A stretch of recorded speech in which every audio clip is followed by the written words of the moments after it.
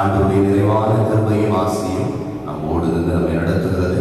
அதை எண்ணினவர்களாக இப்பொழுது நீங்கள் இல்லங்களிலேயே இருந்து வேதாகமத்தை எடுத்து பாடல் புத்தகத்தை எடுத்து அமர்ந்திருந்து சத்தத்தோடு இணைந்து ஆண்டவரை ஆராதிக்க உங்களை அன்போடு கூட கேட்டுக்கொள்கின்றேன்.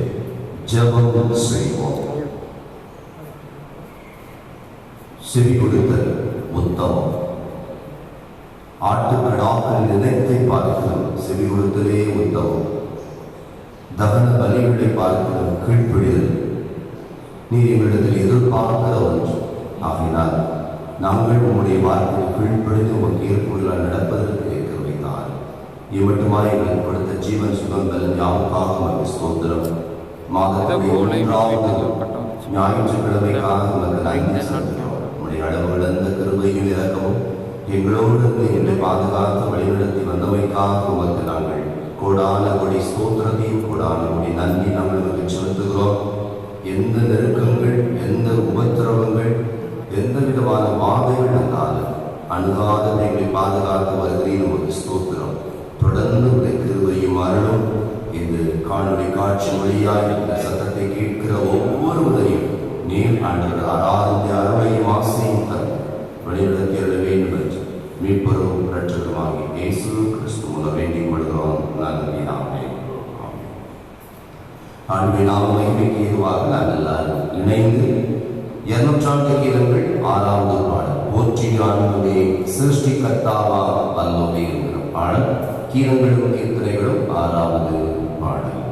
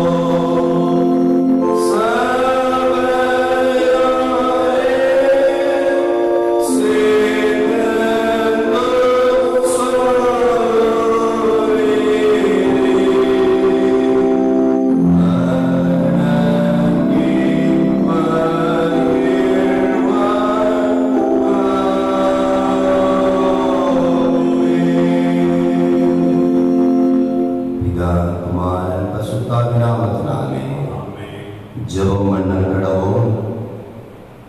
நம்மை நாமே நிதானித்து ஆண்டு சமூகத்திலே அறிவோம். ஆட்டுக்கடாக்களின் நிலத்தை பார்க்கிறோம். செவி கொடுத்தல் உத்தமம். பலிகளை பார்க்கிறோம். கீழ்ப்படுதல். நம்முடைய வாழ்க்கை கர்த்தருடைய வார்த்தைக்கு கீழ்ப்படுகிறதாக இருக்கிறதா? மாம்ச சிந்தை தேவனுக்கு விரோதமான பாதை. அது கீழ்ப்படிய முடியாததுவாக இருக்கிறது என்று வேதம் சொல்கிறது. ஆவியின் சிந்தையோ நம்மை கிறிஸ்து இயேசுவுக்குள் கீழ்ப்படுகிறது. நாம் அவருடைய வார்த்தைக்கு கீழ்ப்படிய நினைக்கிறது. சத்தத்தை கேட்கிற நாம் ஒவ்வொருவரும் கர்த்தருடைய சமூகத்திலே நான் கர்த்தருடைய வார்த்தைக்கு கீழ்ப்படிந்து அவருக்கு பிரோஜனமானதை, அவருக்கு ஏற்புடையதை நான் செய்து வருகிறேனா என்பதை நாம் சிந்தித்து பார்ப்போம். பலி அல்ல, பாரம்பரியம் அல்ல, சடங்காச்சாரம் அல்ல. கர்த்தரை முழு இதயத்தோடு அவருடைய அன்பை ஏற்றுக்கொண்டு அவருடைய வார்த்தைக்கு கீழ்ப்படிவதை தான் ஆண்டவர் உங்களுக்கு எதிர்பார்க்கிறார். வேதம் அதைத்தான் சொல்கிறது. நாம் பாவிகளாக இருக்கிறேன், கிறிஸ்து நமக்காக மரித்ததனாலே நம்மையும் வைத்த தமது அன்பை விளக்க பண்ணினார் என்று வேதம் சொல்கிறது. அந்த ஆண்டவர் அண்டையில முழுவதுமாய் நம்மை முழுவதுமாய் தாழ்த்த தேவ சன்னிதானத்திலே நாம் அழைக்கப்படுகிறோம். உன்னத பலன், உன்னத கிருபை, உன்னத ஆற்றல் நிறைவாக நின்று நம்மை ஆட்கொண்டு நடத்தும்படியாக நாமே தான் தேவ சமூகத்திலே தாழ்த்துவோம். எந்தெந்த காரியங்களை கர்த்தருக்கு கீழ்ப்படியாமல் மாம்ச சிந்தைக்கு இடம் கொடுத்தோம் என்பதையெல்லாம் நாம் ஆராய்ந்து பார்ப்போம். இதனால் ஆண்டவர் எந்தெந்த நம்மை வெறுக்கிறவர் அல்ல, மனதிருக்கிற பாவியை நம் சந்தோஷமடைகிறார்கள். நம்முடைய வாழ்க்கையை சீர்படுத்திக் கொள்வோம். இந்த நெருக்கடியான காலங்கள், தொற்று பரவுகிற பல்வேறு சூழல், ஆனால் கீழ்ப்படிந்தவர்களை கர்த்தர் வாழ்வினை உயர்த்துவார். நாகமான் முதலில் முரட்டாட்டம் பண்ணினார். கர்த்தருடைய மனிதனாகிய எலிசாவின் வார்த்தைக்கு எப்பொழுது கீழ்ப்படினானோ அப்பொழுதே அவருடைய வாழ்க்கையில் இதுவரையில் நடைபெற்றதான ஒரு பெரிய மாற்றம், சரீரத்திலே சுகம், தொழுநோய் அகன்று முறை பார்க்கிறோம். நம்முடைய வாழ்க்கையில் கீழ்ப்படியாமை என்கிற நோய் நம்மை அண்டி இருக்கிறதா? கீழ்ப்படியாமை என்கிறதான முரட்டாட்டம் நமக்கு இருக்கிறதா? கீழ்ப்படியாமை என்ற ரெண்டகம் என்பது நமக்கு இருக்கிறதா? சிந்தித்து பார்ப்போம். அவருடைய சன்னிதானத்தை முழுவதுமாய் நம்மை தாழ்த்துவோம்.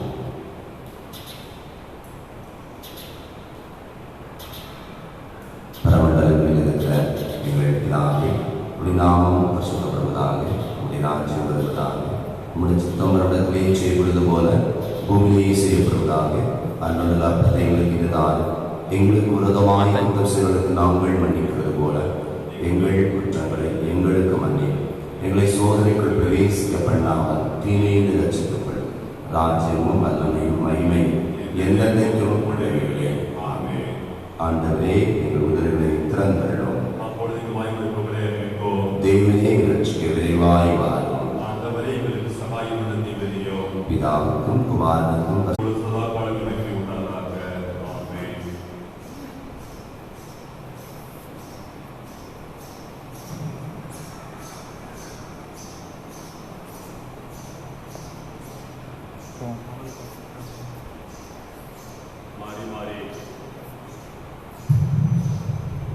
மாறி மாறி வாசிக்க வேண்டிய சங்கீதம் 62ஆம் சங்கீதம். 62ஆம் சங்கீதம். தேவனை நோக்கி என் ஆத்துமா அமர்ந்திருக்கின்றது, அவரால் இந்த ரட்சிப்பு வரும். அவருடைய கண்மலையும் உயர்ந்த அடைக்கலமானவர், நான் அதிகமாக அசைக்கப்படுவதில்லை. நீங்கள் எதிர்வரைக்கு ஒரு மனுஷனுக்கு தீங்கு செய்து நினைப்பீர்கள், நீங்கள் அனைவரும் சங்கரிக்கப்படுவீர்கள், சாய்ந்த மதிலுக்கும் மிகுந்த சுவர்க்கும் ஒப்பாவீர்கள். அவருடைய அவரை தள்ளும்படிக்கு அவர்கள் ஆலோசனை அபத்தம் பேச விரும்புகிறார்கள். தங்கள் வாயினால் ஆசிரியர் தங்கள் உள்ளத்தில் சகிக்கிறார்கள். என் ஆத்துமாவே தேவனை நோக்கி அமர்ந்தது, நான் நம்புகிறது அவராலே வரும். அவரே என் கண்மலையும் என் ரட்சிப்பும் என் உயர்ந்த அடைக்கலமானவர், நான் என் ரட்சிப்போம் என் மகிழ்ச்சி தேவனிடத்தில் இருக்கின்றது. பெலனான என் கண்மணியும் என் அடைக்கலமும் தேவனிடத்தில் இருக்கின்றது. ஜனங்களே, காலத்திலும் அவரை நம்புங்கள். அவர் சமூகத்தில் உங்கள் இதயத்தை ஊற்றி விடுங்கள். தேவன் அவருக்கு அடைக்கலமாய் இருக்கிறார். கீழ்மக்கள் மாயையும் மேன்மக்கள் பொய்யுமாமே. தராசில் வைக்கப்பட்டால் அவர்கள் எல்லாரும் மாயையும் லேசானவர்கள். கொடுமையை நம்பாதீர்கள், கொள்ளையினால் பெருமை பாராட்டாதீர்கள். ஐஸ்வர்யம் விருத்தியாவதால் இருதயத்தை அதன் மேல் வைக்காதீர்கள். தேவன் ஒரு தரம் விளம்பினார், 2 தரம் கேட்டிருக்கின்றேன். வல்லமை தேவனுடைய என்பதை யாவரும் சேர்ந்து வாசிப்போம். கிருபையும் உம்முடையது ஆண்டவரே, தேவரை அவனவன் செய்யத்தக்கதாக பலனளிக்கின்றேன். பிதாவுக்கோ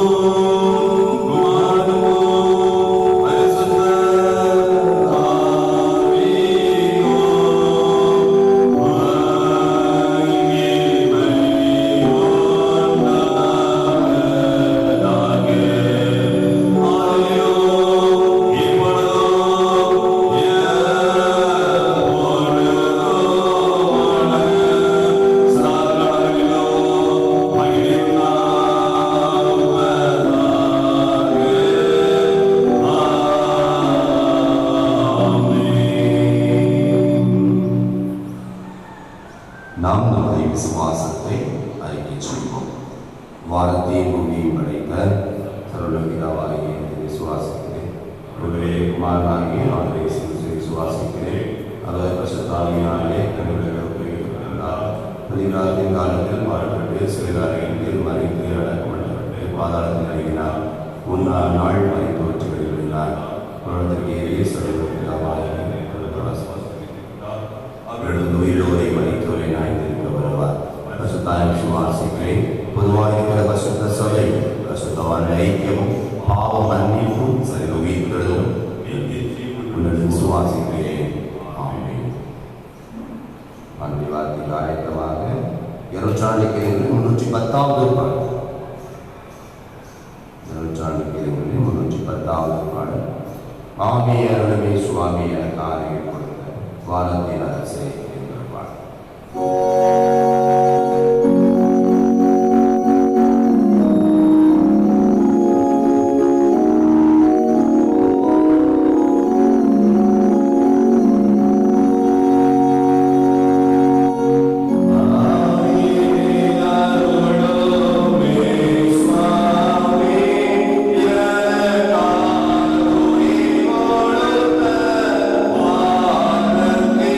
Amen.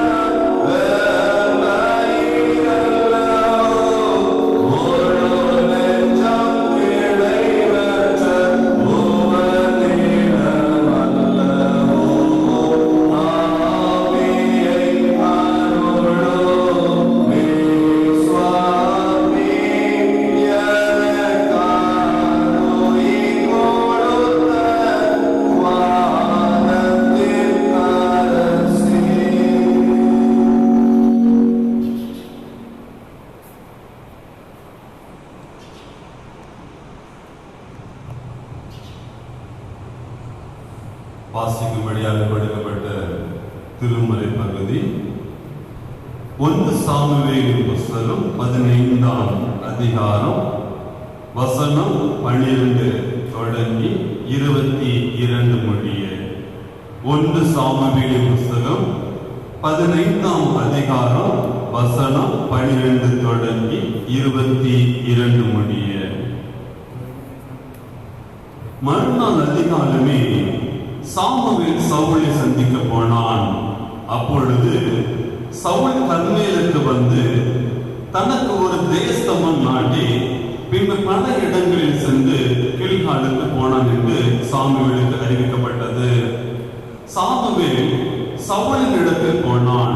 சவுல் அவனை நோக்கி, நீ கர்த்தரால் ஆசீர்வதிக்கப்பட்டவர், கர்த்தருடைய வார்த்தையை நிறைவேற்றினேன் என்றான். அதற்கு சாமுவேல், அப்படியானால் என் காதுகளில் விழுகிற ஆடுகளின் சத்தமும் எனக்கு கேட்கின்ற மாடுகளின் சத்தமும் என்ன என்றான்.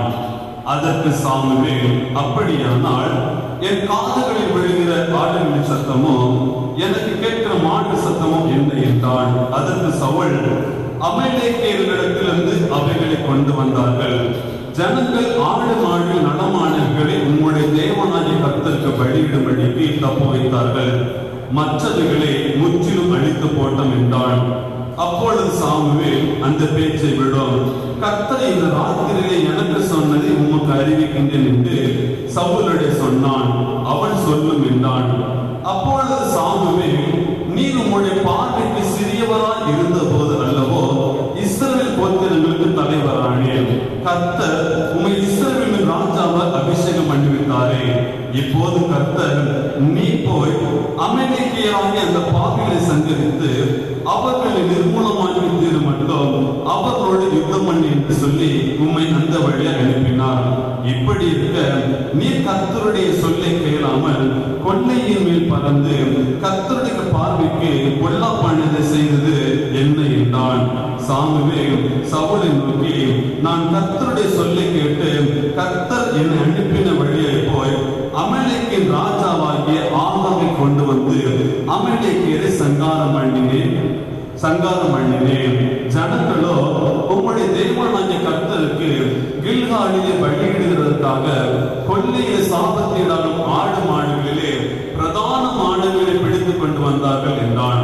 அதற்கு சாமுவேல், கர்த்தருடைய சத்தத்திற்கு கீழ்ப்படுகிறதை பார்க்கிறோம், சர்வாங்க தகனங்களும் பலிகளும் கர்த்தருக்கு பிரியமாய் இருக்குமோ? பலியை பார்க்கிறோம், கீழ்ப்படுகிறோம், ஆட்டுக்கடாக்களை நினைத்து பார்க்கிறோம், செவி கொடுத்தனோம், உத்தமம் என்றான் என்பதை வாசிக்கப்படி கொடுக்கப்பட்ட திருமறை பகுதி வாசித்து முடிந்தது. ஆண்டவராகிய இயேசு கிறிஸ்துவின் இனிதான கிருபையிலே மீண்டுமாக உங்கள் எல்லாரையும் அன்போடு கூட வாழ்த்துகிறேன். சுமார் 50 நாட்களுக்கு மேலாக ஆலயத்திலே ஆண்டவரை ஆராதிக்க முடியாத ஒரு சூழல் இருக்கிறது. ஆனால் வேதம் தெளிவாக நமக்கு சொல்லுகிறது, தேவனுடைய ஆலயம் பரிசுத்தமாய் இருக்கிறது, நீங்களே அந்த ஆலயம் என்று வேதம் சொல்கிறது. பிரியமானவர்களே, எத்தனை பேர் வீடுகளிலே நாம் தினந்தோறும் ஜெபித்து வருகிறோம். நமக்குள்ளே ஒரு கேள்வி கேட்டுப்பார், எவ்வளவு நேரம் ஜெபிக்கிறோம், வேதத்தை எவ்வளவு நேரம் வாசிக்கிறோம் என்பதெல்லாம் சிந்தித்து பார்ப்போம். ஏனென்றால் இன்னும் ஓரிடங்களுடைய ஒழுங்குகள் இருக்கிறது. அதனால நாம் அவைகளுக்கு உட்பட்டுதான் என்ன செய்ய வேண்டிய, நடக்க வேண்டிய ஒரு சூழல். நிறைய பேர் என்ன நினைக்கிறார்கள், அரசாங்கம் அப்படி சொல்லிட்டு நாம் அதை மீறி செய்யணும் அப்படி என்பதல்ல.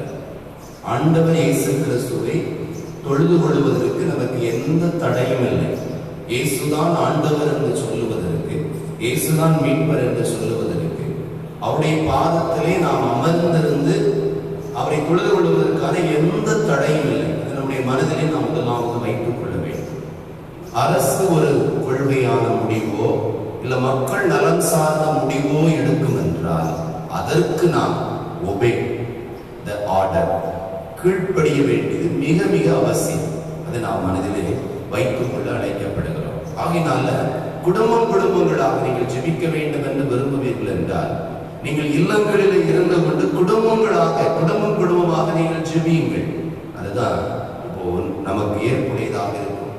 ஆதி அப்போஸ்தலர் திருச்சபை அப்படிதான் வீடுகளில் தான் இருந்து ஜெபம் பண்ணாங்க. அதனால் அதை நீங்கள் மனதில் வைத்து, அரசுடைய அந்த ஆணைகளை மனதில் வைத்து, வீடுகளில் இருந்து எத்தனை மணிக்கணக்காய் நீங்கள் ஜெபிக்கலாம். உங்கள் குடும்பங்களில் 3 பேரோ 4 பேரோ 5 பேரோ எத்தனை பேர் இருக்கிறீர்களோ நீங்களாக இருந்து வீடுகளிலே இருந்து ஜெபியுங்கள். அதே நேரத்தில் மாலை ஆராதனை நேரத்தில் வீட்டில் கூடி 7 மணிக்கு ஜெபம் பண்ணுங்க. காலையில் முடித்தவர்கள் நாம் எப்பொழுது எழுதுறது போல 5 மணி 5:15 ஆராதனை அந்த இடத்துல அந்த நேரத்தில் எடுத்து ஜெபம் பண்ணுங்க. அதோடு கூட நம்மால் எந்த அளவிற்கு நம்மை விட எளியவர்களுக்கு நாம் கொடுத்திருப்போம். இன்னும் நாம் நம்மால் எந்தவற்றை மற்றவர்களோடு பகிர்ந்து அவர்களுக்கு உதவி புரிய வேண்டியது மிக மிக அவசியமான ஒன்றாக இருக்கிறது. வெறுமனே கோயில் ஆலயம் பூட்டப்பட்டிருக்கிறது, ஆராதனை நடத்தவில்லை, இது மாத்திரம் அல்ல. ஏனென்றால் வேதம் தெளிவாக நமக்கு சொல்லுகிறது, நாம் தான் ஆலயமாக இருக்கிறோம். ஆகையினால உங்களுடைய வீட்டின் நன்மையால் திருப்தி ஆகும் சொல்லப்பட்டிருக்கு. நாம கர்த்தருடைய ஆலயத்தில் ஆண்டாண்டு காலமாக ஆராதித்து அவருடைய வீட்டிலிருந்து அநேக நன்மைகளை நாம் பெற்றிருக்கிறோம். இந்த நன்மைகளை நம்மிடமிருந்து மற்றவர்கள் பெற்றுக்கொள்ள வேண்டும். அப்படிப்பட்ட ஒரு செயல்படுகிற ஏக்கமாக இருக்கக்கூடிய ஏங்குகின்ற ஆலயமாக நாம் விளங்கும்படியாக கர்த்தர் ஒரு புதிய படிப்பினையை நமக்கு இந்த நாட்களில் தந்திருக்கின்றார். அதை நாம் மனதிலே நிறுத்திக் கொள்ள அழைக்கப்படுகின்றோம். பிரியமானவர்களே, இந்த நாளிலே நாம் தியானிக்கும்படியாக தெரிந்து கொண்ட திருமுறை பகுதி திருவசனமாக நமக்கு கொடுக்கப்பட்டிருக்கிறது. 1 சாமுவேல் 15ஆம் அதிகாரம் 22வது வசனம் சொல்லுகிறது, கர்த்தருடைய சத்தத்துக்கு கீழ்ப்படுவதை பார்க்கிலும் சர்வாங்க தகனங்களும் பலிகளும் அதே பிரியமாயிருக்குமோ, பலியை பார்க்கலாம் கீழ்ப்படிதலும் ஆட்டுக்கடாக்களின் நிலத்தை பார்க்கலாம் செவி கொடுத்தலே உத்தமம். தெளிவாக வேதம் நமக்கு சொல்லுகிறது. பிரியமானவர்களே, பலி அல்ல, தகனங்கள் அல்ல, கீழ்ப்படிதல். அதை பார்க்கிலும் உண்மையானது, உத்தமமானது செவி கொடுத்தல். இந்த வசனத்துல 2 காரியம் வருகிறது. ஒன்று கீழ்ப்படிதல், அடுத்தது செவி கொடுத்தல், லிசன் அப்படின்னு சொல்லுவாங்க. ஒருவர் என்ன சொல்லுகிறார் என்பதை நாம் கவனிப்பது, கவனித்து கேட்பது. அல்லது இயேசு கிறிஸ்து சொல்லுகிற போது தெளிவா சொன்னார், கேட்கிறதற்கு காதுள்ளவன் கேட்க கடவன். ஒவ்வொரு சத்தியத்தையும் சொல்லி முடித்த பின் அவர் இந்த வார்த்தையை அழுத்தமாய் சொல்லுவார். ஏனென்றால் நான் சொல்லிய இந்த வார்த்தையின்படி நீங்க செய்ய வேண்டும் என்றால் செவி திறந்து கவனமாக கேட்கணும் என்று சொல்கிறார். சவுல் அரசரை குறித்து நம்ம எல்லாருக்கும் நன்கு தெரியும். அநேக நேரங்களில் நாம கேட்டிருக்கிறோம். சவுல் அரசனை ஆண்டவர் சாலிம் நாட்டில் அதை தாண்டிய பகுதிகளிலே அவர்கள் போகிறார்கள். கழுதையை தேடி போகின்றார். ஆனால் இந்த சவுல் ரொம்ப உயரம் உள்ளவர், நல்ல எல்லாருடைய உடல் கட்டை விட என்னுடைய இஸ்ரவேலுடைய உடல் பருமன், உடலுடைய அமைப்பு உயர்வாக இருந்தது. ஆகினால கழுதையை கண்டுபிடிக்க முடியாம போகிறார். தன் வேலைக்காரனோடு போகிறார். தகப்பன் அனுப்பி வைக்கிறார். ஒவ்வொரு இடமாக தேடுகிறார்கள். பல நாடுகளை கடந்து கடைசியில வேலைக்காரர் சொல்கிறார், இங்கே ஒரு தேவனுடைய மனிதன் இருக்கிறார், அவரிடத்துல போனா எங்க இருக்குன்னு சொல்லிடுவாரு.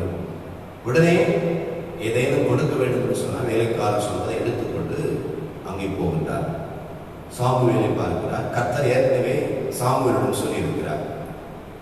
சவுல் தூரத்திலிருந்து வருகிறதை பார்த்த உடனே அவன் அழைத்து, நீ ஆயத்தமாகி பந்தியில போய் உட்காரு, கழுதலை அகப்பற்ற நான் உனக்கு சொல்றேன் அப்படின்னு சொல்லுகிறார். அதற்கு பின்பாக விருந்து முடிந்து அதற்கு பின்பாக அழைத்து அவனோடு பேசுகிறார். வேலைக்காரனை முந்தி போய் சொல்லி என்று சொல்லிவிட்டு, ஆண்டவர் உன்னைத்தான் இந்த இஸ்ரவேலுக்கு அரசனாக ஏற்படுத்தியிருக்கிறார் சொல்லும் போது அவர் சொல்றா, என் குடும்பம் சின்ன குடும்பம், ரொம்ப ரொம்ப அற்பமான ஒரு ரொம்ப சிறிய குடும்பம், என்ன பார்த்து இதை நீ சொல்லலாமா என்று சொல்ற. அதனால கர்த்தர் உன்னைத்தான் தெரிந்தெடுத்தார் என்று சொல்லி சவுலை அங்கே அபிஷேகம் அனுபவிக்கிறதை பார்க்கிறோம். அதற்கு அரசன் சொல்லி கேட்டார். அதன்படியாக சவுலின் குடும்பம் சவுலின் பேர்ல சீட்டு போட்டு தளவாடம் இருக்கிற இடத்திலிருந்து அழைத்து வந்து எல்லாரும் அதுக்கு பின்பாக பிரச்சனை அதில் முறியடித்து தான் இஸ்ரவேலை மீட்கிற இஸ்ரவேலை ஆட்சிப்படுகிற அரசன் என்கிறதான தன்மையை வெளிப்படுத்துகிறார்.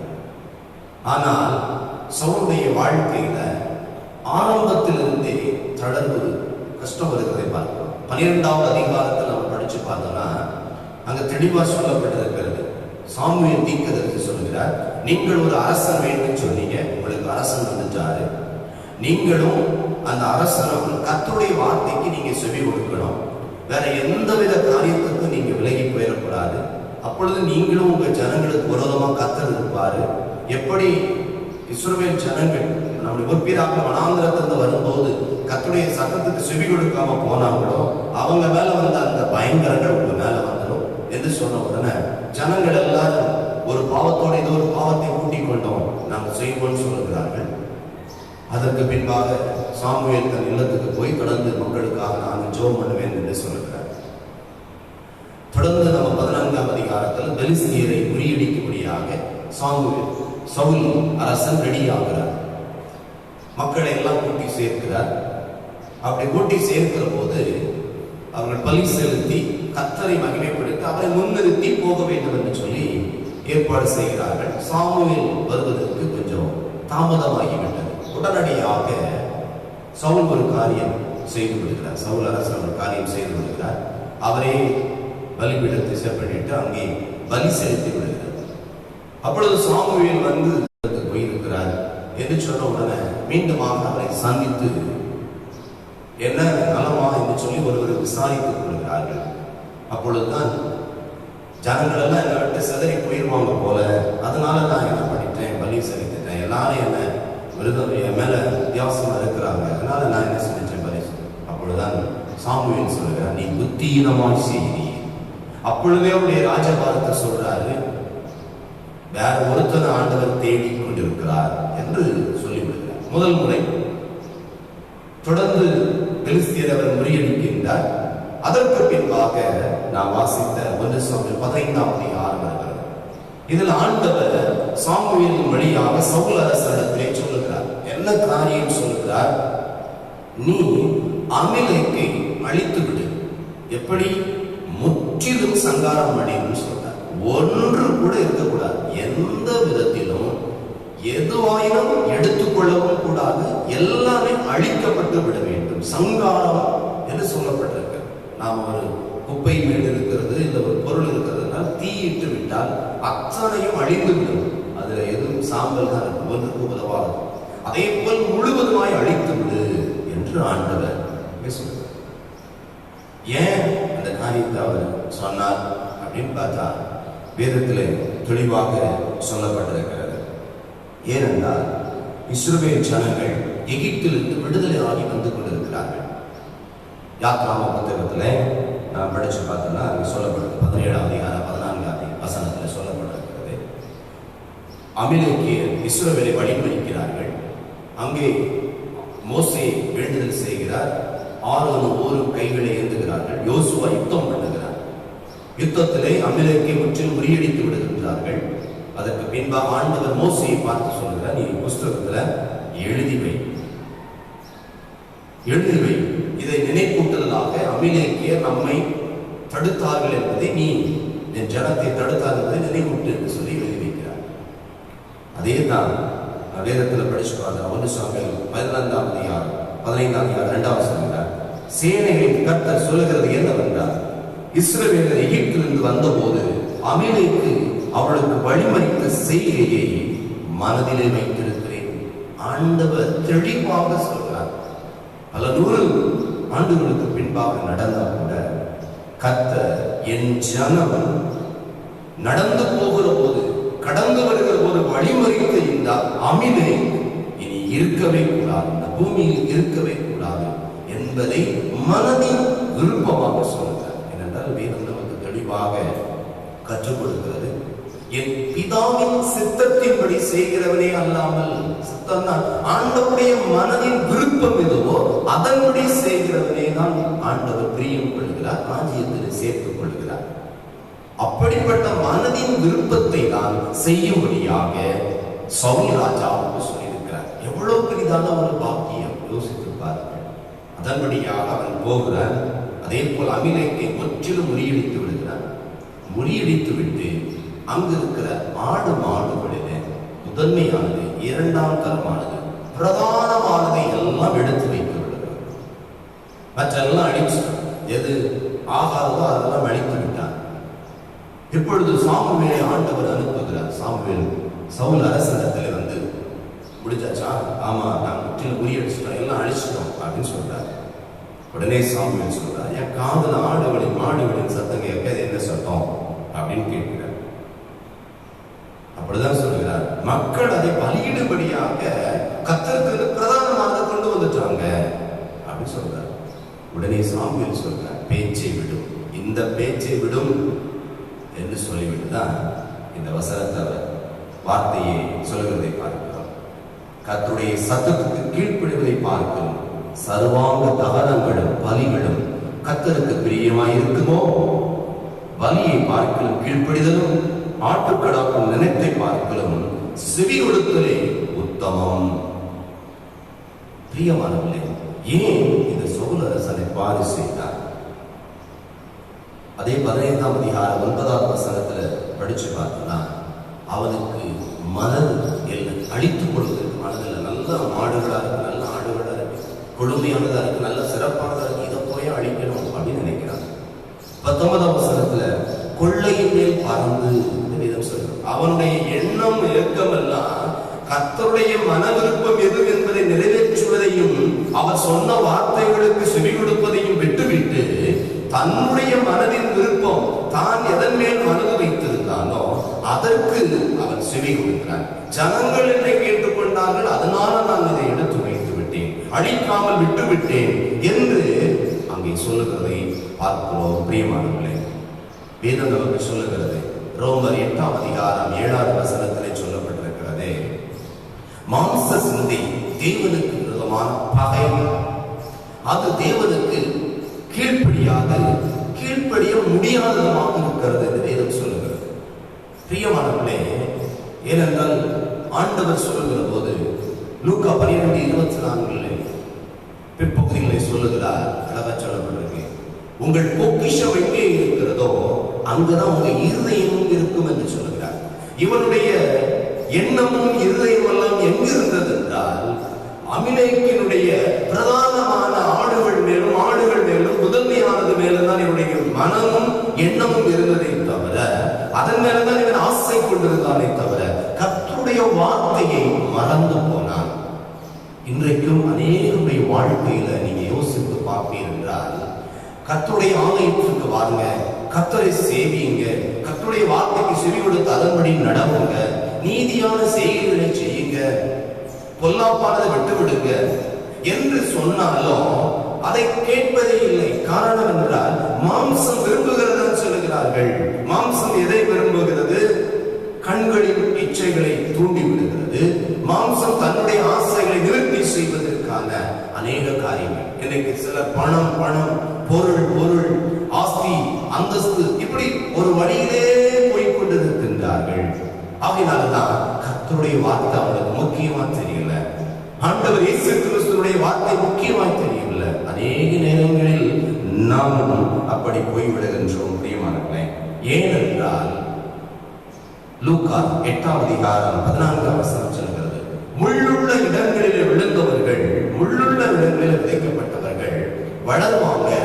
ஆனால் உலக சிற்றின்பங்கள், உலக கவலைகள், ஐஸ்வர்யம், மயக்கம் அவர்கள் பலம் போடாதபடி செய்துவிடும். பிரியமானவர்களே, கொள்ளையின் மேல் அவன் மனம் விரும்பினதினாலே சவுல் அரசனால் கர்த்தருடைய வார்த்தையை கேட்கவும் முடியவில்லை, அந்த வார்த்தைக்கு கீழ்ப்படிய முடியவில்லை. மாறாக மனுஷன் மக்களுடைய சத்தத்துக்கு செவி கொடுத்து அவங்களுக்கு பயந்து அதையெல்லாம் சேகரித்தான். வாழ்க்கை என்னவாச்சு யோசித்து பாருங்கள். பிரியமானவர்களே, எல்லாவற்றையும் இழந்து போனான். இஸ்ரவேலின் முதல் அரசன் வைக்கப்பட்டவன். ஆண்டவர் சொல்கிறார், உன்னை நான் புறந்தள்ளினேன், உன்னை விட என் இருதயத்திற்கு ஏற்ற உன் தோழனை நான் தெரிந்து கொண்டேன் என்று சொல்லிவிட்டு சாமுவேல் கடந்து போய் விடுகிறதை பார்க்கிறோம். எவ்வளவோ கெஞ்சி பார்க்கிறார். அதற்கு பின்பாக சாமுவேல் சவுலை சந்திக்கவில்லை என்று வேதம் இந்த 15ஆம் அதிகாரத்தின் பிற்பகுதியிலே சொல்லப்பட்டிருக்கிறது. பிரியமானவர்களே, நாமும் கூட ஆண்டவர் இயேசு கிறிஸ்து நமக்கு இந்த நாட்களிலே கொடுத்திருக்கின்றார். உன்னிடத்தில் அன்பு கூறுவதிடத்தில் அன்பு கூறுவாயாக என்று சொல்லியிருக்கிறார். நன்மை செய்யுங்கள், நீ தீமைக்கு தீமை செய்யாமல் நன்மை செய்யுங்கள். உங்கள் சத்துருக்களுக்கு ஜெபம் பண்ணுங்க, உங்களுக்கு எதிரடையா இருக்கவங்களுக்கு நீங்க சிநேகிங்க என்று சொல்லுகிறார். இன்னும் அநேக காரியங்களை, என் கட்டளைகளையும் கற்பனைகளையும் நியமனங்களை கை கொள்ளுங்க. உபாகம் 28 முதல்ல சொல்லுகிறார், என் சத்தத்துக்கு உண்மையாய் செவி கொடுப்பாய், ஆனால் பூமியில் உள்ள சகல ஜனங்களோட மேன்மையா வைப்பேன். நான் எப்படிப்பட்டவர்களாக இருக்கிறோம் யோசித்து பார்க்க அழைக்கப்படுகிறோம். சவுல் அரசன் கீழ்ப்படியாமையினாலே விழுந்து போனார். அவனோடு அவனுடைய சாம்ராஜ்யம், அவனுடைய வாழ்க்கை, குடும்ப தலைமுறை வரவில்லை.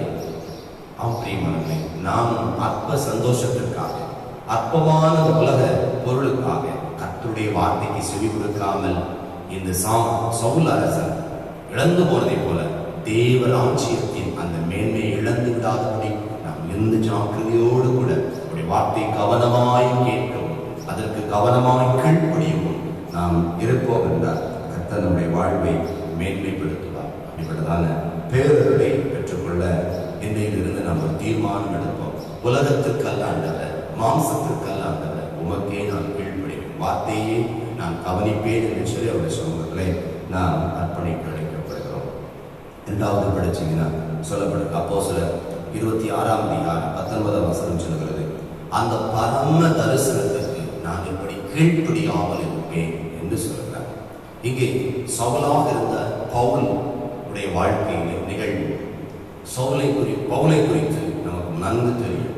பவுல் கமாலியலின் பாதத்தில் படித்தவர், பரிசேய பட்டம் பெற்றவர், அவருடைய அரச குடும்பம் டபுள் இரண்டான உரிமைகள், இரட்டை குடியுரிமை பெற்றிருந்தவர், நல்ல அந்தஸ்தில் இருந்தவர்.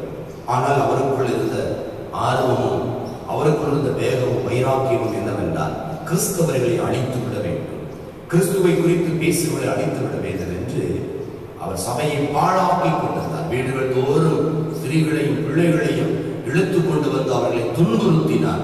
ஸ்தேவான் கொலை செய்யப்படுவதற்கு சம்பவித்து அவர்களுக்கு அருகிலே இருந்தார் என்று வேதம் நமக்கு சொல்கிறது. அப்படிப்பட்ட கொடூரமான காரியங்களை செய்து கொண்டிருந்தார் சவுல். அவருடைய சத்தம் எல்லாரையும் பயமுறுத்துகிறதாக இருந்தது. அப்படிப்பட்ட சவுல் தான் பவுலாக மாறினார். பவுல் தரிசு பட்டணத்திற்கு அங்கு இருக்கிற கிறிஸ்தவர்களை கட்டி எருசலேமுக்கு கொண்டு வரும்படியாக உத்தரவை பெற்றுக்கொண்டு தன்னோடு கூட ஆட்களை கூட்டிக் கொண்டு போகின்றார். அவர் தரிசு பட்டணத்தை நெருங்குகிற போதே கர்த்தருடைய கரம் அவன் மேல பலமாயிருந்தார். வானிலிருந்து ஒரு பெரிய வெளிச்சம், அவன் மயங்கி கீழே விழுந்து விடுகிறார். கண் பார்வை இழந்து விடுகின்றார். சுற்றில் இருக்கிறவர்கள் அவனோடு வந்தவர்கள் திகைத்து போய் நிற்கிறார்கள். அப்பொழுதுதான் ஆண்டவர் சத்தத்தில் பேசுகிறார், சவுலே சவுலே, ஏன் என்னை துன்பப்படுத்துகிறார்? முள்ளி உதைக்கிறது கடினமா? அங்கே சவுல் கேட்கிறார், அழகா கேட்கிறார், என்ன செய்ய சித்தமா இருக்கிறீர் ஆண்டவரே? நீ சொல்லையா, நீ எழுந்து நேர் தெருவுக்கு போ என்று சொன்னவுடன் அவன் கடந்து போகிறார். அங்கே வேகமாக அவன் போகிறார். அவனை அழைத்துக் கொண்டு கைகால் கொடுத்து போகிறார். அப்பொழுது அனனியாவுக்கு அந்த வார்த்தை சொல்லப்படுகிறது, சவுல் என்பவன் உன்னை தேடிக்கொண்டிருக்கிறான் போன்னு சொன்னவன அனனியா பயந்து போனான். இந்த பட்டணத்திலும் கிறிஸ்தவர்களை அழிப்பதற்காகத்தானே இந்த சவுல் வந்திருக்கிறான், நாம எப்படி போக முடியும்? இல்லை, இப்பொழுது ஒரு ஜெபம் பண்ணி கொண்டிருக்கிறார், நீ போகலாம், போ என்று சொன்னான். அவன் எனக்கு நான் பயன்படுத்தப்படுகிற பாத்திரம், புற இனத்து மக்களுக்கு என்னுடைய நற்செய்தியை சொல்லணும், நான் தெரிந்த நிமித்த நிறைய பாடுகளை அவன் சகிக்கணும், ஆகினா போன்னு சொல்லி அங்கே சந்தித்து சவுலிடத்திலே என்னை கர்த்தர் அனுப்பினார் என்று சொல்ல மேல் கரங்களை வைத்து ஜெபம் போது முகங்களில் கண்களிலிருந்து மீன் சிதல் போன்ற விழுகிறது, பார்வை அடைகின்றார். உடனே ஞானஸ்நானம் பெறுகின்றார். நாம தொடர்ந்து படிச்சு பார்த்தா அப்போஸ்தலர் 9:20 சொல்லப்பட்டிருக்கிறது, தாமதமன்றி கிறிஸ்துவே தேவனுடைய குமாரன் என்று அவர் அறிவிக்கிறதை பார்க்கிறோம். தாமதமே இல்லை. கர்த்தருடைய அந்த பரம தரிசனத்திற்கு, கர்த்தருடைய அந்த பரம அழைப்பிற்கு கீழ்ப்படிந்தவராக போகிறதை பார்க்கிறோம். எப்படி கீழ்ப்படிய முடியும்? யோசித்து பாருங்கள். ஒரு பரிசேயர் பட்டம் பெறுவது அவ்வளவு எளிதல்ல. கமாலியேலினுடைய சிறந்த ஆசிரியரிடத்திலிருந்து கற்றுக்கொள்வது அவ்வளவு எளிதான காரியம் அல்ல. அவர் சொல்லுகிறார், நான் இஸ்ரவேல் வம்சத்தான், எபிரேயன் சேர்ந்த எபிரேயன் என்று சொல்லுகிறார். நான் நியாயப்பிரமாணத்தின்படி நான் பரிசேயன் என்று சொல்றார். இப்படி தெளிவான காரியங்களை அறிந்திருந்த ஒருவர், அதான் வேதம் சொல்லுகிறது. பிலிப்பியரை நாம படிச்சு பார்த்தோம்னா 3:14 சொல்லப்பட்டிருக்கிறது. கிறிஸ்து இயேசுவுக்குள் தேவன் அழைத்த அந்த பரம அழைப்பின் பந்தய பொருளுக்காக லக்கை நோக்கி நான் தொடர்கிறேன். அந்த லக்கை தொடரும்படியாக, அந்த லக்கை நோக்கி ஆண்டவர் சொல்லுகிறதை கேட்கும்படியாக, கேட்க முடியாதபடி எதுவெல்லாம் தடுக்கிறதோ அதுவெல்லாம் நான் குப்பையாய் நஷ்டம் என்று விட்டுவிட்டேன் என்று சொல்லுகிறதை பார்க்கிறோம். பிரியமானவர்களே, படிப்போ பட்டங்களோ பதவிகளோ அந்தஸ்துகளோ அவருக்கு பெரிதாக தெரியவில்லை. ஆகையால் தான் கிறிஸ்துவினுடைய வார்த்தைக்கு கீழ்ப்படிய முடிந்தது. ஆங்காங்க இருந்த எல்லா தீவுகளிலும் கர்த்தருடைய வார்த்தை, எவ்வளவோ உபத்திரவங்கள், எவ்வளவோ அடிகள், எவ்வளவோ மோசங்கள், நாசங்கள், எத்தனையோ முறை அவரை கொன்றுவிட முயற்சித்தார். இவைகள் எல்லாம் தாண்டி சொல்வதற்கு மூல காரணம் அவர் தான் வைத்திருந்த பட்டமும் செல்வமும் அந்தஸ்தும் ஆஸ்தியும் ஒன்றுமில்லை, அதெல்லாம் குப்பை, கிறிஸ்துவுக்காக நஷ்டம் வந்து விட்டுவிட்டேன் என்று சொல்கிறார். பிரியமானவர்களே, ஆகினால்தான் ஆண்டவருக்கு தீவிரித்து அவர் செயல்பட முடிந்தது. நடக்க சொல்ற நல்ல போராட்டத்தை போராடினேன், விசுவாசத்தை நான் பற்றி கொண்டேன், எனக்கு நீதியின் கீழே வைக்கப்பட்டிருக்கு. எனக்கு மாத்திரமல்ல, அவருடைய பிரசனமாக யாரெல்லாம் இருக்கிறாங்களோ அவங்களுக்கும் அது கொடுக்கப்படும் என்று சொல்கிறார். நம்மையும் ஆண்டவர் தம்முடைய பணிக்கென்று தம்மை மற்றவர்களுக்கு வெளிப்படுத்துகிற கருவிகளாக நம்மை ஆண்டவர் அழைத்திருக்கிறார். அந்த அழைப்பிற்கு நாம் நம்மை அர்ப்பணித்திருக்கிறோமா? அந்த அழைப்பின் சத்தத்துக்கு செவி கொடுத்து இருக்கிறோமா? யோசித்து பார்ப்போம். சிறுவர்களாக இருந்தாலும், இளம் வாலிபர்களாக இருந்தாலும், பெரியவர்களாக இருந்தாலும், கர்த்தர் ஒவ்வொரு வேளையிலும் ஒவ்வொரு விதமான அழைப்பை நம்முடைய வாழ்க்கையில் வைத்திருக்கிறார். நாம் அந்த சத்தத்திற்கு செவி கொடுக்கிறவர்களாக இருக்கிறோமா? உலகத்தில் உள்ளதையே பற்றி கொண்டிருக்கிறோமா என்பதை சிந்தித்து பார்க்க அழைக்கப்படுகிறோம். அப்போஸ்தலர் 22:21 நான் தூரமாக இருக்கிற புறயினத்து மக்கள் மத்தியில நான் அவனை அனுப்புவேன்னு சொன்னார். அதே போலதான் ஆண்டவரே மேற்கத்திய நாடுகளில் எல்லாம், அவர் சின்ன ஆசியா மைனர் என்கிற பகுதிகளில் எல்லாம் தன்னுடைய வார்த்தையை மிக தைரியமாக, மிக தடைகள் மத்தியிலும் சொன்னார். ஏனென்றால் இது நமக்கு தெளிவாக சொல்லுகிறது. பிரியமானவர்களே, கிறிஸ்து இயேசுவில் இருந்த சிந்தை அவருக்குள் இருந்தது. கிறிஸ்து இயேசுவிடத்தில் என்ன சிந்தை? அவர் சிலுவையின் மரணம் தம்மை தாமே தாழ்த்தி தம்மை கீழ்ப்படித்தினார் என்று வேதம் பார்க்கிறோம். அதே போலதான் தனக்கு எதிராக வருகிற எல்லா சூழலிலும், நான் எவ்வளவு படிச்சவன், நான் எப்படிப்பட்ட பரிசேயன், இப்படிப்பட்டவன், இவங்கெல்லாம் என்னை எதிர்க்கிறார்கள், அதை மேன்மை பாராட்டவில்லை. நடக்க 1:9-10 சொல்கிறார், மற்றவர்களுக்கு பிரசங்கிக்கிற நான் தானே ஆகாதவனாய் போகாதபடி என் சரீரத்தை நான் ஒடுக்கி கீழ்ப்படுத்துகிறேன் சொல்கிறார். கிறிஸ்து இயேசுவுக்காக நான் மரிக்கவும், கிறிஸ்து இயேசுவுக்காக எல்லா சிந்தைகளையும் அவருக்குள் சிறைப்படுத்துகிறேன் என்று சொல்லுகின்றார். பிரியமானவர்களே, நாமும் கிறிஸ்துவுக்கு பிரியமானவர்களாக நடக்க விடாதபடி அநேக நேரங்களிலே நமக்கு தடைகள் வரும். பவுலை போல உலகத்தை நாம் வெறுக்க கற்றுக்கொள்ளுவோம் என்றார். உலக ஆஸ்திகளை, உலகம் சார்ந்த பொருட்களையும் வெறுக்க கற்றுக்கொள்ளுவோம் என்றால் அது பிரதானமானது அல்ல, பரம அழைப்பு.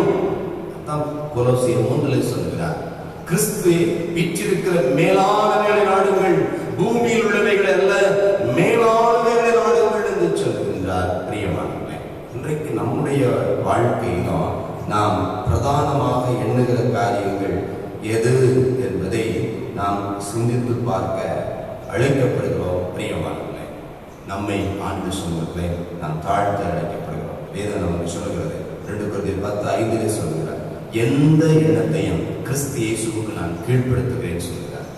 நமக்குள்ளாக மாம்சத்தின் சிந்தைகள் எழும்புகிறதா, மாம்சம் நம்மை மேற்கொள்ளுகிறதா, அவைகள் எல்லாவற்றையும் கிறிஸ்து இயேசுவுக்குள்ளாக நம்ம சுவைப்படுத்துவோம் என்றால், கீழ்ப்படுத்துவோம் என்றால், தேவன் நம்முடைய வாழ்க்கையில உயர்வை தருவதற்கு ஏற்புடையவராக இருக்கின்றார். பிரியமானவர்களே, தொடர்ந்து நாம் படிச்சோம். எதுவும் சொல்கிறது, யோவான் 2:5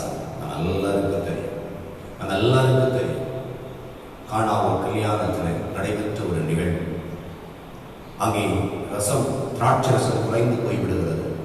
உடனே யோசிப்புடைய தாய் இயேசுவிடத்தில் சொல்லுகிறார், என் வேலை இன்னும் வரவில்லை என்று சொன்ன உடனே வேலைக்காரரை பார்த்து சொல்கிறார், அவர் உங்களுக்கு என்ன சொல்கிறாரோ அதன்படி செய்யுங்கள்.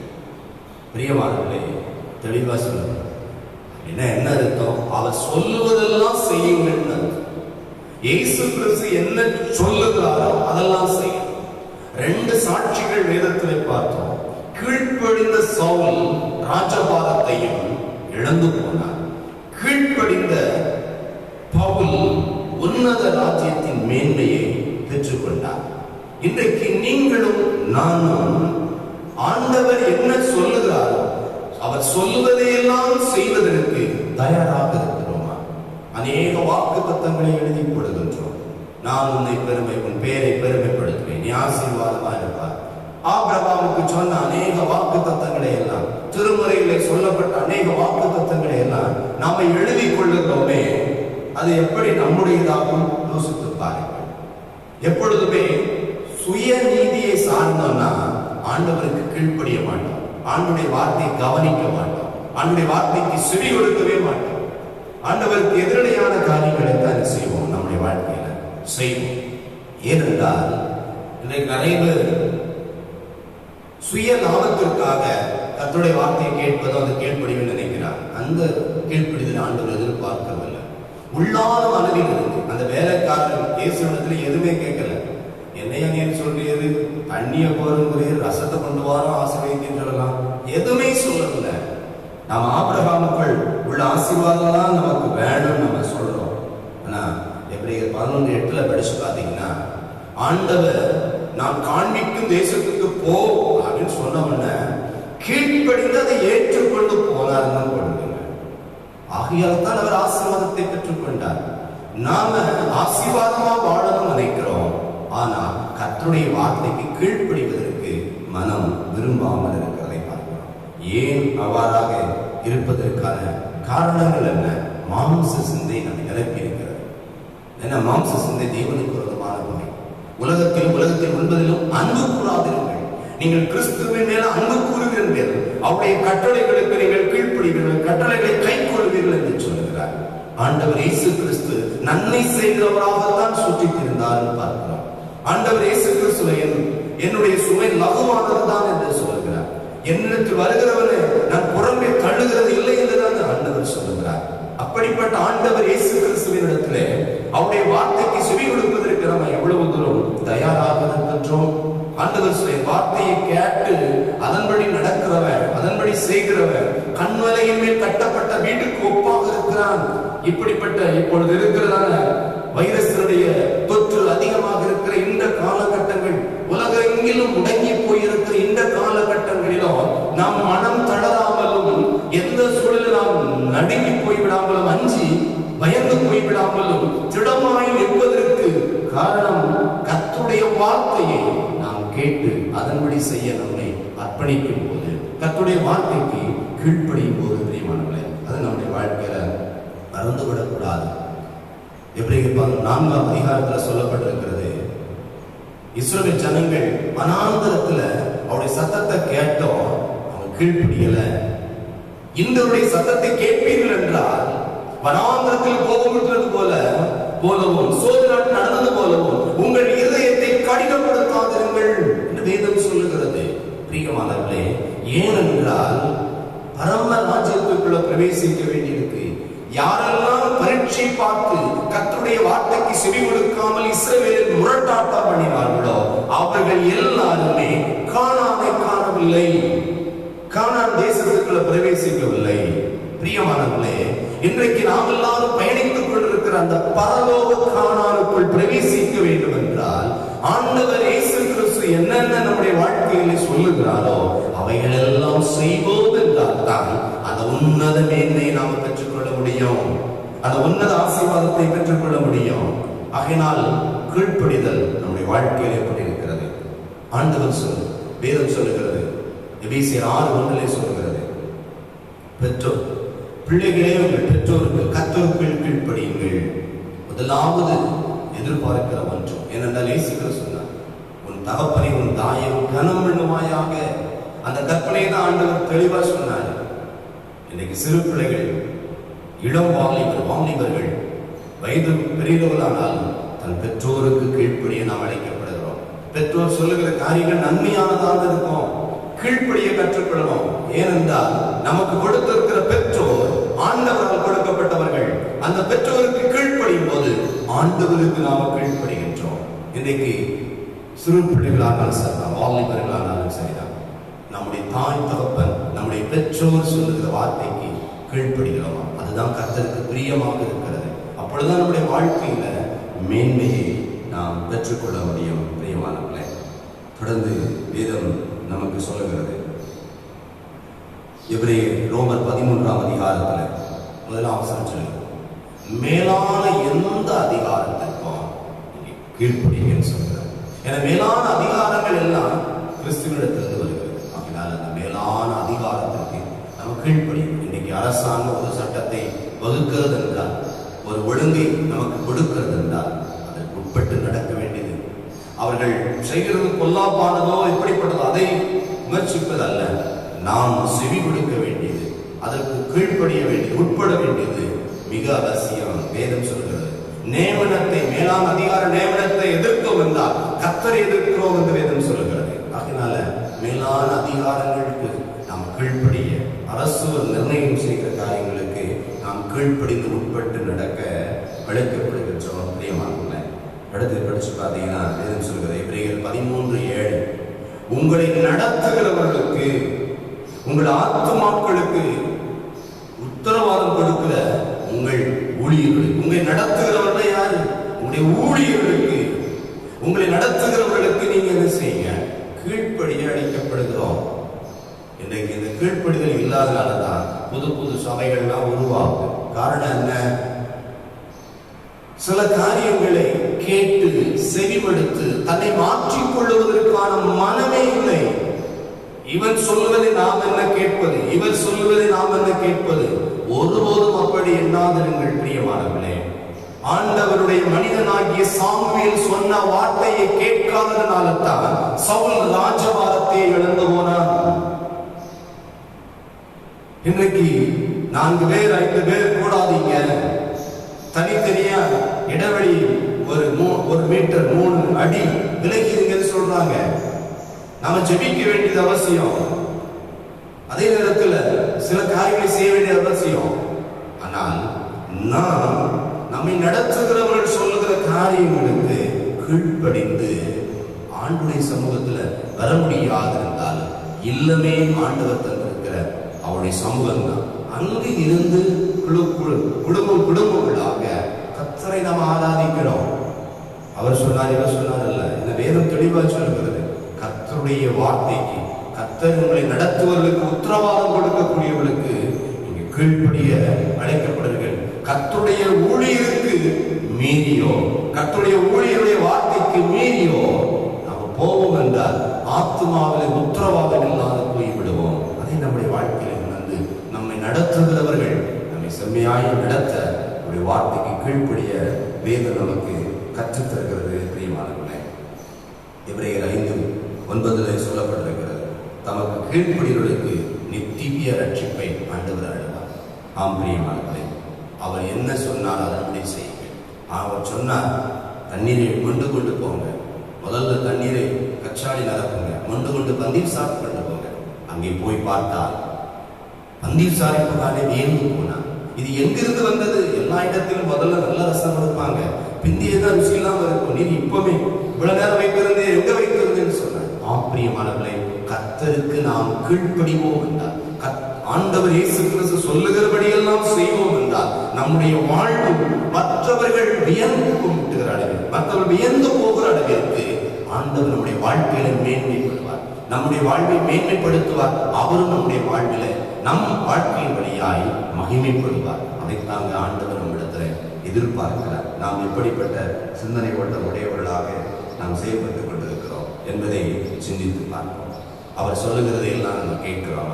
தவறாமல் வேத வாசிக்கிறேன், நல்லது, தவறாமல் ஜெபிக்கிறேன், கர்த்தருடைய சமூகத்துக்கு வருகிறேன், கர்த்தரை தேடுகிறேன் என்று நாம சொல்லுகிறோமே. அவர் சொல்லுகிற விதத்தில் நாம் ஏதேனும் ஒன்றை செய்யாது இருக்கிறோமா, இல்லாவிட்டால் அவருக்கு ஏற்படுத்தி செய்கிறோமா? அவ்வாறு நாம் செய்வோம் என்றால் உண்மையில் நம் வாழ்க்கையில ஆசீர்வாதங்களை மேன்மைகளை பெற்றுக்கொள்ள முடியும். கீழ்ப்படியாத சவுல் அரசனை போல் நாம் ஒருபோதும் கர்த்தருடைய வார்த்தைக்கு செவி கொடுக்காமல் கீழ்ப்படியாமல் இருக்கக்கூடாது.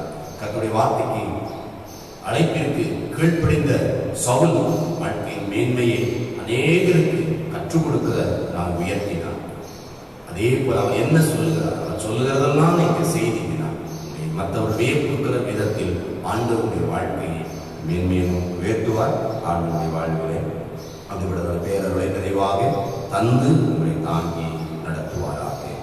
ஜெபம் செய்வோம். எங்களை அளவுகளந்து நேசித்து வழி நடத்துகிற நல்ல ஆண்டவரே, நீ கொடுத்த இந்த நல்ல கால வேளைக்காக மீண்டும் உமக்கு நன்றி செலுத்துகிறோம். என்னுடைய அன்பு திருச்சபையின் பிள்ளைகளுக்காக உமக்கு ஸ்தோத்திரம். ஒவ்வொரு குடும்பத்தையும் நீ கரத்திலே ஒப்பு கொடுத்து செபிக்கிறேன். இதுதான் உடைய பிள்ளைகளை நீ பாதுகாத்து வருகிறேன். கஷ்டங்கள், நெருக்கங்கள், ஆண்டவரே பொருளாதார கஷ்டங்கள், சரீரம் சார்ந்த கஷ்டங்கள், பல்விதமான மனம் சார்ந்த உளைச்சல், இப்படி பல காரியங்கள் உண்டு. எல்லாவற்றும் மத்தியிலும் இயேசு என்ன சொல்லுகிறாரோ அதன்படியே செய்வேன் என்று வார்த்தைக்கு கீழ்ப்படியவும் செவி மடுக்கவும் உதவி செய்வேன் என்று சொல்லி ஜெபிக்கிறோம். திருச்சபையில் இருக்கிற அனைத்து குடும்பங்களையும் ஒப்புக் கொடுக்கிறேன். ஒவ்வொரு குடும்பத்திலும் கேட்கிற காரியங்களிலே நன்மைகளை தான். இன்னைக்கு வருவாய் இல்லாமல், வேலை வாய்ப்புகள் இல்லாது, பல நெருக்கடிகளிலே மக்கள் கஷ்டப்படுறதை பார்க்கிறோம். நீ தாமே இன்னும் ஆண்டவரே இந்த கொரோனா வைரஸுடைய அகரம் முற்றிலும் நீக்கப்பட்டு பூரணமாய் தன்னுடைய பணிகளை தாங்களே செய்து தன்னுடைய வாழ்வை வளமாக்கிக் கொள்வதற்கான எல்லா ஏதுகளையும் தரும்படியாய் ஒப்புக் கொடுக்கிறேன். எல்லா குடும்பத்தின் பிள்ளைகளையும் ஆண்டவர், சிறுவர், பெரியவர், வாலிபர், அந்த வயோதிபர், பலவீனமானவர்கள் ஒவ்வொருவரையும் ஒப்புக் கொடுக்கிறேன். வல்ல கரம் ஒவ்வொருவரையும் தொடுபடியாக ஜெபிக்கிறேன்ப்பா. எல்லா விதமான பலவீனங்களுக்கு, சுகவீனங்களுக்கு உடைய பிள்ளைகளை விளைவில் காப்பினார்.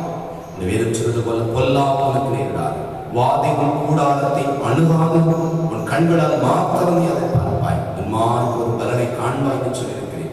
தேவரே, உம்மை விட்டு விலகுகிற யாருடைய வாழ்விலும் வருகிறதை காண்போம் என்று சொல்லி ஆகினால் நாங்களும் அப்படிப்பட்ட இல்லாதபடி உன்னுடைய வார்த்தைக்கு கீழ்ப்படுவாய் இருக்கிறார். எல்லா குடும்பங்களையும் ஆசைப்படி ஒவ்வொரு குடும்பமும் சமாதான சந்தோஷத்தை கொடும், சௌக்கியத்தை நீரை நிறைவாய் கட்டிட வேண்டும் என்று சொல்லி ஒப்புக்கொடுத்து சொல்லிக்கிறேன். உங்களுடைய வார்த்தைக்கு கீழ்ப்படிய ஆண்டவரே, உம்முடைய தாசர்களுக்கு கீழ்ப்படிய, உம்முடைய ராஜ்யத்தின் மேன்மைக்கு தங்களை அர்ப்பணிக்க உதவி செய்ய வேண்டும் என்று சொல்லி தாழ்த்தி ஒப்புக்கொடும். உன்னத கிருபையும் பலனும் உடனிருப்பதால் உயர்வான கிருபையை தொடர்ந்து தரும்படியால் எங்களை அர்ப்பணித்து செபிக்கிறோம். ஆண்டவரே, என் திருச்சபையின் பிள்ளைகள் வெளி ஆண்டவர் தமிழகத்தில் பல மாவட்டங்களில் இருக்கிறார்கள். தேவடைய வெளி மாநிலங்களிலே அநேகர் இருக்கிறார்கள். மும்பை பட்டணங்களில் அநேகர் இருக்கிறார்கள். மும்பை ஆண்டவர் மகாராஷ்டிரா மாநிலத்தில் மிக மிகுதியாய் பெருகி வருகிறது. மும்பை பட்டணத்திலும் மிகுதியாய் பெருகி வருகிறது. சாலாவி பகுதிகளில் இருக்கிற மக்களை நினைக்கிறோம். கர்த்தர் அடிப்படை ஆண்டவர் தேவைகள் கூட சந்திக்கப்படாத அனைவருக்கு நெருக்கடியான இடங்களில் வசிக்கிறவருடைய பிள்ளைகளை பாதுகாப்புபடியாக ஜெபிக்கிறோம்.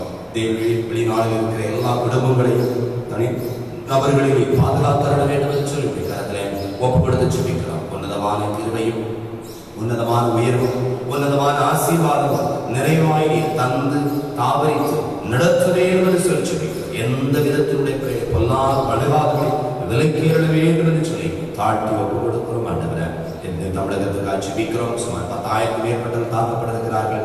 ஆண்டவரே, 1000 மக்கள் விடுதலை பெற்றிருக்கிறார்கள். இன்னும் பரிபூர்ண விடுதலை பெறக்கூடிய ஜெபிக்கிறோம்.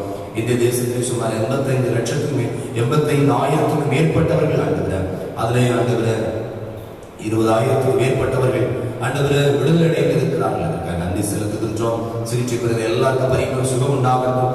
மேற்கொண்டு இந்த கிருமிகள் பரவாதபடி இந்த வைரஸை முற்றிலும் அழிக்கும்படியாக ஜெபிக்கிறோம். உலக அளவில் இன்றைக்கு 40 லட்சம் மேற்பட்டவர்கள் பாதிக்கப்பட்டிருக்கிறார்கள். மேற்கத்திய நாடுகளில் மிகுதியான நபர்கள் சுமார் ஆண்டவரே 3 லட்சத்துக்கும் மேற்பட்ட உலகெங்கிலும் மறித்திருக்கிறார் என்று பார்க்கிறோம். இந்த நிலை இது தொடராதபடி விலக்கி பாதுகாப்படியாய் உன் கரத்தில் ஒப்புக் கொடுக்கிறோம். எத்தனையோ மக்கள் ஆண்டவர் தேசத்திலே நிலம் புலம் ஆண்டவர் புலம்பெயர்ந்த மக்கள், வேலை வாய்ப்புக்காக பல மாநிலங்களுக்கு கடந்து போன மக்கள் இன்றைக்கு தன்னுடைய இல்லங்களுக்கு செல்வதற்கு சாலைகளிலே நடந்து போகிற ஒரு நிலை. ஆண்டவர் ஏழைகளை வெளியவரும் குழந்தைகளையும் ஆண்டவர் கர்ப்பிணி பெண்களையும் அழைத்துக் கொண்டு போகிற ஒரு கொடுமையான நிலை இந்த தேசத்திலே காணப்படுது. ஆண்டவர் ஆட்சியாளரை உற்று கவனித்து தேவரே இப்படிப்பட்ட மக்கள் என்ன செய்வார் என்பதை அறியாமல் ஏதோ ஒரு திட்டத்தை அறிவித்துக் கொண்டிருப்பது ஒன்றுமல்ல ஆண்டவரே. இன்றைக்கு அடிப்படை தேவை எது? அவளுக்கு உணவும் உறவிடமும் அவளுக்கு போக்குவரத்திற்கான காரியங்களும் ஆண்டவரே. இப்படிப்பட்ட சிந்தனை ஓட்டம் உடையவர்களாக இந்த மக்களை ஆண்டவரே கண்ணோக்கத்தக்கதான கிருபைகளை தான். எத்தனையோ மக்கள் படுகிற அந்த பாடுகள், அவர்கள் பயணிக்கிற பயணங்கள், நடக்கிற நடைபயணங்களை பார்க்கிற போது தேவனே எவ்வளவாய் ஆண்டவரே மக்கள் கஷ்டப்படுகிறார்கள். அந்த மக்கள் எல்லாரும் இல்லங்கள் கடந்து செல்வதை வச்சு எத்தனையோ குடும்பங்கள் ஆண்டவரே விபத்துகளிலே ஆபத்துகளிலே மரித்து போயிருக்கிறது பார்க்கிறோம். அப்படி குடும்பங்களுக்கெல்லாம் தேர்தலை தருவீராக. அருளும் கிருபை ஆசைகளை தாங்கி நடத்தட்டும். இவைகள் எல்லாம் ஒற்றுமையை மாறி ஒரு சுமூகமான நிலைமை வந்து ஆராதிக்க உதவி பாராட்டும். எங்களை தாழ்த்துகிறோம், பொறுப்படுத்துகிறோம். மீட்பெரும் இரட்சகருமாகி இயேசு கிறிஸ்து மூலம் வேண்டிக் கொள்கிறோம் நல்ல பிதாவே. நம்முடைய கர்த்தராகிய இயேசு கிறிஸ்துவின் கிருபையும் பிதாவாகிய தேவனுடைய அன்பும் பரிசுத்த ஆவியானவருடைய ஐக்கியம் உங்கள் அனைவரோடும் இன்றும் என்றும் சதா காலங்களிலும் நிலைத்திருப்பதாக.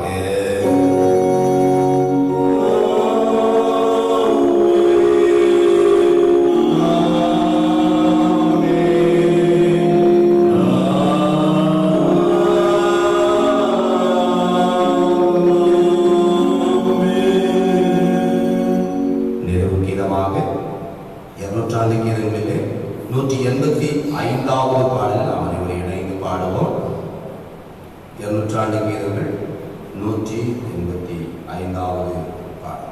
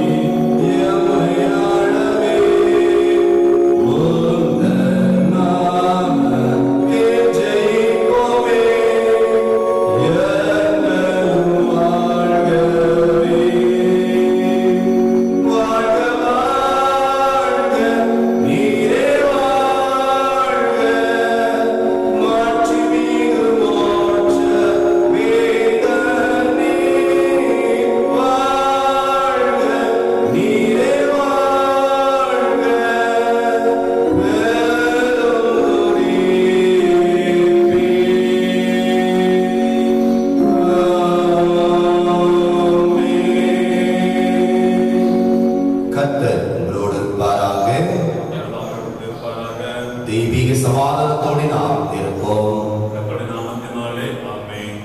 அனைவருக்கும் தோத்திரம். God bless you.